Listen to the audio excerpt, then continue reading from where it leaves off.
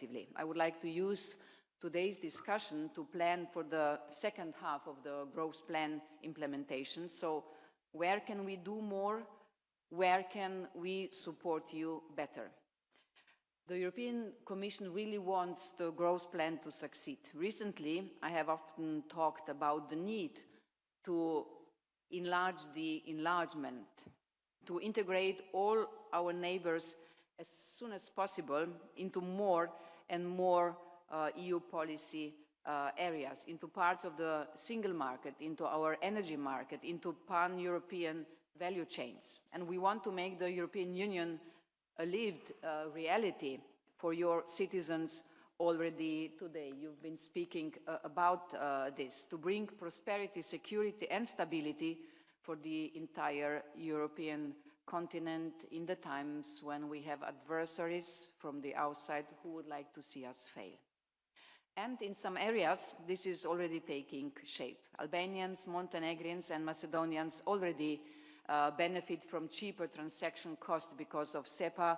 Yesterday we had a discussion. It is 62 million euro per year in North Macedonia, the benefit savings. Thank you. But our ambition is for all of you to advance in sync, so we do not want any of you to fall behind. And because ultimately all the Western Balkans belong into the European Union as equal members, and I'm stressing with full rights, as recognition for full alignment with EU laws and EU values. So let us focus today on how we can accelerate in the second half.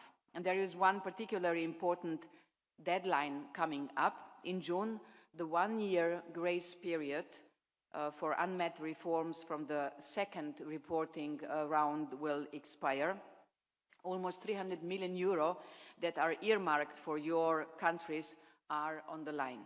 This is funding that should benefit your citizens. It should build tramlines and roads, schools and hospitals and much more.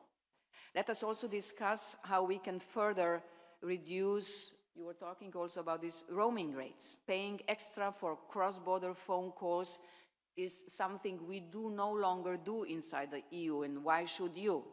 For this to happen, we need to work on faster alignment with EU rules. And let us unblock projects to improve transport infrastructure, digital innovation, consumer protection and tourism. Yesterday evening at the dinner we have been talking about this a lot.